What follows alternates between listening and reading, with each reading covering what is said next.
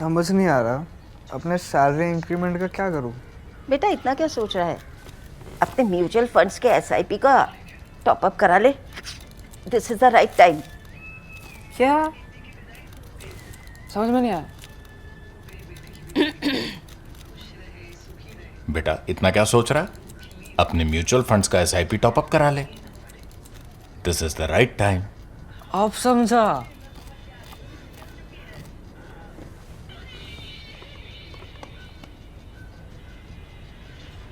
Mutual fund investments are subject to market risks. Read all scheme related documents carefully. Like almost everyone else in Germany, Liesel Halberstadt listened to the speech from the Siemens Schuckert factory, broadcast through speakers mounted on the roads, unaware that she was watching the curtain fall on the world she knew. Sirens marked the start and end, the teenage high school student wrote in her diary, without mentioning a word of what was said in the speech. The speech marked the end of Adolf Hitler's election campaign in 1933, which saw the Nazis win a very Nazi 92.1% of the vote, and the voters were presented with a list of only Nazi party candidates and a handful of their political allies. That summer, all other political parties were banned.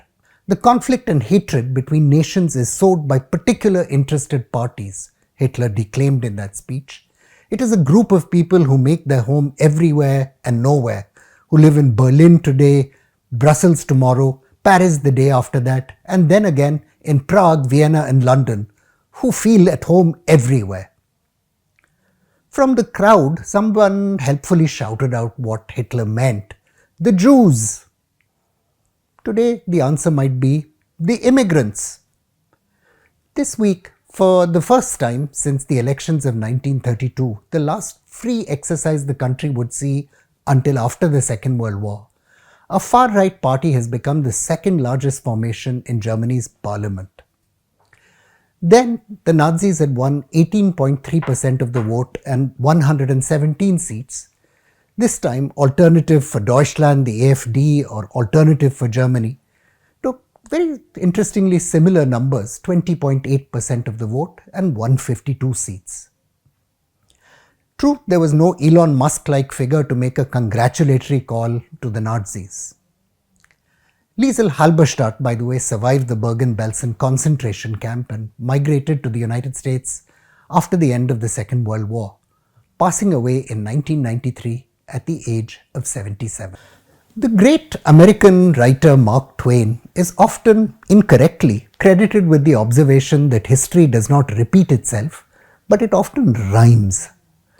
Like other right-wing populist movements reshaping the world, the scholar Rene Couperus has observed that the AfD is a backlash against a world in flux, an anxious, angry cry to preserve a familiar way of life and identity.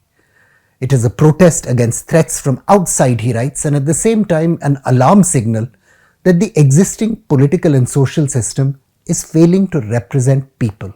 There is little purpose in imagining that Germany is headed back into its centuries-old history of anti-Jewish pogroms or its more modern experiences of industrialized genocide.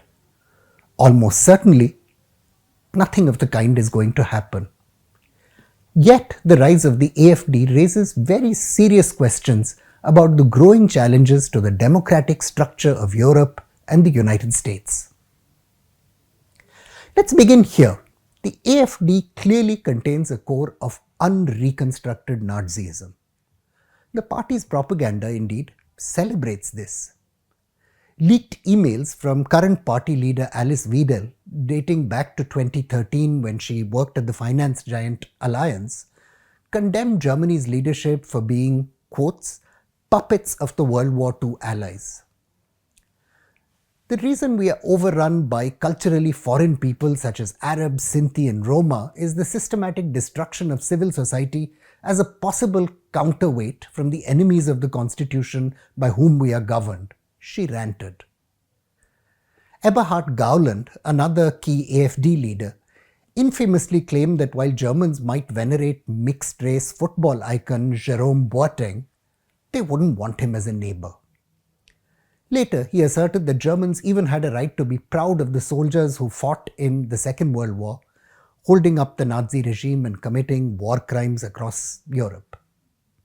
We have the right to take back not only our country but also our past, Gowland declared. At AFD rallies, scholar Thomas Kilcour has documented explicitly pro-Nazi signs and symbols, along with slogans calling for the elimination of immigrants. Followers of the movement have sometimes played a song by the pro-Nazi musician Oliver Kudel. It reads, "You Jews are all addicted to Zyklon B. It's that long noses I see. Tons of gas we will bring for them." The reasons for this kind of language are not opaque. Nazis are Nazis. But we need to get into some complexity beyond that. Like in the 1930s, anti-Semitism and racism still find an audience in Germany. Even though data shows there's little difference in, say, crime rates between immigrants and native Germans of similar social and economic cohorts, the AFD has stoked fears of violence, much like President Donald Trump did in the United States. These beliefs, however, are also rooted in a particular historical moment, the one we're living in today. For Hitler, when he made his speech in 1933, the Jews were a metaphor for the crisis of modernity. The familiar world of community, culture and identity had been ground down during the First World War, and the dislocation between past and present had only grown in the years since. To many, it seemed that the world had fractured with no hand present to heal it. That's familiar emotional terrain in our post-COVID world. Lost in a predatory world, neo-Nazis are returning to a primal blood and nationhood tribe and putting up the fortress walls. Exactly what is this neo-Nazi tribe, however? Large numbers of media commentaries have suggested that the AfD draws its support from Germany's deindustrialized East, feeding on resentments against sharp welfare cuts and high levels of unemployment. There is some truth to this. The scholar Penny Bokum, in her taut superb book on the AfD, suggests, however, that this is at best a partial truth. The AfD's support in the East, she notes, comes from above average income rural areas with no clear link to industrial unemployment. Although high youth unemployment was positively related to AfD support in cities like Berlin and Dresden, in the South, support came from people with educational attainment, income levels, migrant populations, and age compositions close to the national average. This should not surprise us. Among the most durable myths about the rise of the Nazis in the 1930s is that it was driven mainly by economic dislocation. As the historian Volker Ulrich has shown, the Weimar Republic made significant steps towards economic stabilization after 1923. Though economic crises did periodically disrupt progress, Weimar had successfully fought hyperinflation, introduced currency reform, and restored industrial production. The Great Depression, which began in 1929, hit Germany hard along with the rest of the world. But that in itself did not lead to some unstoppable surge of support for Nazism. Instead, the real crisis was political. The failure of the KPD or the Communist Party and the Social Democrats to cooperate in the face of the Nazi threat eroded the structure of the democratic state. The Nazis were helped along by conservative interests allied to the military. In the elections of the summer of 1932, the KPD received 12.3% of the vote and the Social Democrats 18.3%.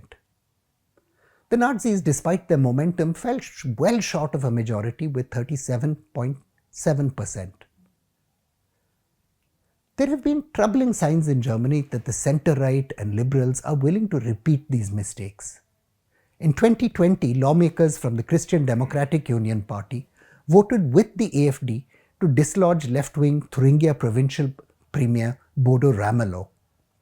Following AfD victories in Thuringia and Saxony last year, some in the CDU called for talks with the AfD rather than form an alliance with the left.